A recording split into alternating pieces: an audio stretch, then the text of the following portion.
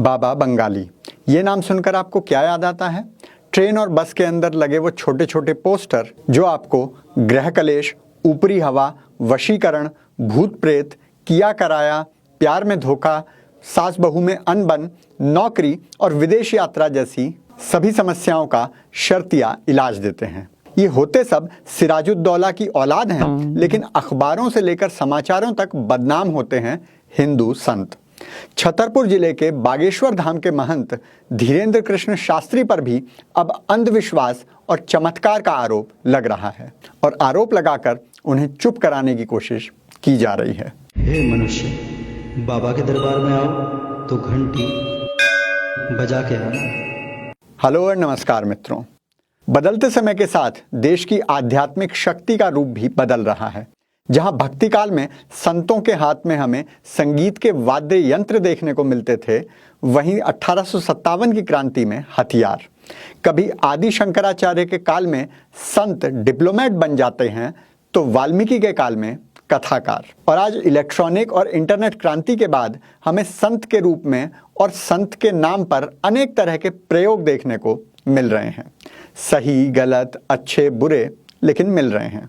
ऐसे में हर नए सुने हुए नाम को आज पहले कौतूहल, फिर विस्मय, फिर आश्चर्य और फिर शंका की दृष्टि से देखा जाता है। हमारे मीडिया का भी उसमें योगदान रहता है। ऐसे में एक नाम आता है महंत धीरेन्द्र कृष्ण शास्त्री। मध्य प्रदेश के छतरपुर जिले के गड़ा गांव में बालाजी हनुमान मंदिर है, वहां बागेश्वर धाम दरबार लगाते हैं। उस धाम के महंत हैं धीरेन्द्र कृष्ण शास्त्री। बुंदेलखंड की बोली में श्री राम कथा करने वाले इस कथावाचक को देशव्यापी प्रसिद्धि तब मिली जब सोशल मीडिया पर उनके हिंदुत्ववादी व्याख्यान प्रसिद्ध होने लगे। राम मंदिर के विषय में, जातीय एकता के विषय में, कराची वुड के बहिष्कार के विषय में और हिंदू राष्ट्र के विषय में। वैसे तो सोशल मीडिया के आने के बाद ऐसे वक्ताओं की एक अच्छी खासी संख्या हो गई है। इसमें भी सभी प्रकार की वैरायटी देखने को मिल जाती है। गाली गलौच वाले भी, गूढ़ ज्ञान वाले भी, हंसी मजाक वाले भी और क्रांतिकारी वाले भी।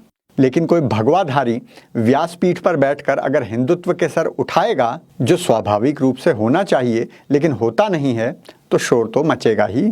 और जैसा कि हर धर्म के प्रति बात करने वाले संत के साथ होता है, लेंस लेकर उनकी कमियां ढूंढने का काम शुरू हो गया और एक सिरा पकड़ा गया चमत्कार। अब हमारा हिंदू धर्म क्या है कि वैज्ञानिक विचारधारा पर आधारित है। बाकी मजहब क्या हैं कि अंधविश्वास पर ही टिके हैं। जहां सनातन धर्म में हर ज्ञान पर, हर ग्रंथ पर जिज्ञासावश प्रश्न उठाने की स्वस्थ परंपरा है, वहीं शांति प्रिय मजहब हो या प्रेमपूर्ण मजहब, सुकरात हो या गैलीलियो, प्रचलित परंपरा पर प्रश्न उठाने पर जान से हाथ ही धोना पड़ता है। 2 किलो चावल की बोरी से धर्मांतरण करने वालों की नौटंकी और मौलाना साहब के जादू छोड़कर शास्त्री जी में सेकुलर लोगों को अंधविश्वास दिखाई दिया। नागपुर की अंधश्रद्धा निर्मूलन समिति ने महाराज जी की नागपुर में होने वाली कथा में चमत्कार की घोषणा को चुनौती दी थी और कानूनी कार्रवाई की भी धमकी दी थी। बाबा के दिव्य चमत्कारी दरबार और भूत दरबार की चर्चा है। कहा जाता है कि वो वहां चमत्कार दिखाते हैं। 13 जनवरी तक कथा चलनी थी, लेकिन 11 जनवरी को ही समाप्त कर दी गई। इस पर आरोप लगा कि उन अंधश्रद्धा वालों के डर से जल्दी कथा का समापन कर दिया गया है। इस पर महाराज जी ने प्रतिक्रिया दी, जो कुछ इस प्रकार थी। अब जब निकल आए तो हाथी चले बाजार, कुत्ता भौंके हजार, और वो कह रहे थे कि हम 21 लाख रुपया ऐसा कुछ बता आओ ठटरी के बरो ले आवे, हम तो फ्री में बता दी आगे के लोग ठटरी को बरो ले आवे, हम ठटरी बाहर दे भी उसकी। ये तो चलता ही रहता है। ये धर्म विरोधी लोग हैं जो धर्म विरोधी होते हैं। हम 7 दिन वहां झंडा गाड़ने, तब उनको बाप मर गए। अब इस प्रतिक्रिया पर और ज्यादा प्रतिक्रिया अंध विरोधियों की आई हैं। उनका कहना है कि किसी संत को ऐसी भाषा नहीं बोलनी चाहिए। अब भाषा में तो हमें ऐसा कुछ खराब नजर आया नहीं। जहां तक झंडा गाड़ने की बात है तो इसमें कोई आपत्तिजनक बात तो है नहीं। अब मतलब निकालने को तो कुछ भी निकाल लो। और अगर आपत्ति महाराज जी के आक्रामक तेवर पर है तो यही तो हिंदुओं को चाहिए, क्रोध और आक्रामकता में अंतर होता है। संत को क्रोधी नहीं होना चाहिए, लेकिन समय पड़ने पर आक्रामक होना ही चाहिए। जब संत शक्ति की आक्रामकता शांत हो जाती है तो उस समाज की आक्रामकता भी क्षीण पड़ जाती है। हमारे हिंदू समाज पर चौतरफा होते हमलों को रोकने के लिए यदि कोई संत उद्वेलित होता है तो क्या गलत है? कुछ लोगों का कहना है कि एक सन्यासी को फिल्म से क्या लेना देना। क्यों नहीं है लेना देना? एक संत को हर उस बात से लेना देना होना चाहिए जो उसके समाज पर प्रभाव डालती है, चाहे वो फिल्में ही क्यों ना हो। और अब अंतिम प्रश्न। कुछ अति बुद्धिजीवी कह रहे हैं कि सब कुछ तो ठीक है, लेकिन अंधविश्वास तो गलत है ना। अब यहाँ बहुत महीन सी समझने वाली बात है। देखो, महाराज जी खुद कह रहे हैं कि वो कोई चमत्कार नहीं करते, ना वो खुद को महान बता रहे हैं, ना भगवान और ना दिव्य पुरुष। वो तो अपने आप को केवल बालाजी हनुमान का सेवक बता रहे हैं। कोई उनके पास डर की शिकायत लेकर आता है तो वो उसे हनुमान चालीसा पढ़ने को कह देते हैं। अगर वो कहता है कि चालीसा पढ़ने से उसका डर दूर हो गया तो क्या ये चमत्कार है? ये तो श्रद्धा है, और जिसे श्रद्धा से दिक्कत हो वो उनके दरबार में ना जाए।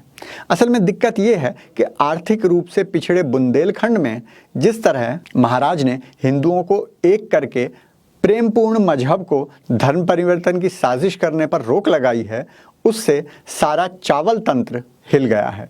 हिंदुओं को हिंदू बनाए रखने के लिए अगर कोई चमत्कार भी करता है तो ऐसे चमत्कार को नमस्कार है। बाबा का आज का ब्रह्म ज्ञान है धर्म परिवर्तन गिरोह के नाम। पीके फिल्म की तरह हिंदू धर्म और उसके संतों में ही तुम्हें अंधविश्वास नजर आता है? पंजाब से लेकर केरल तक तो चावल वाले अंधविश्वास फैला रहे हैं और भूत भगा रहे हैं, उनके बारे में तुम्हारे मुंह से कुछ नहीं फूटता। ये देखो और खुद बताओ अंधविश्वास क्या है।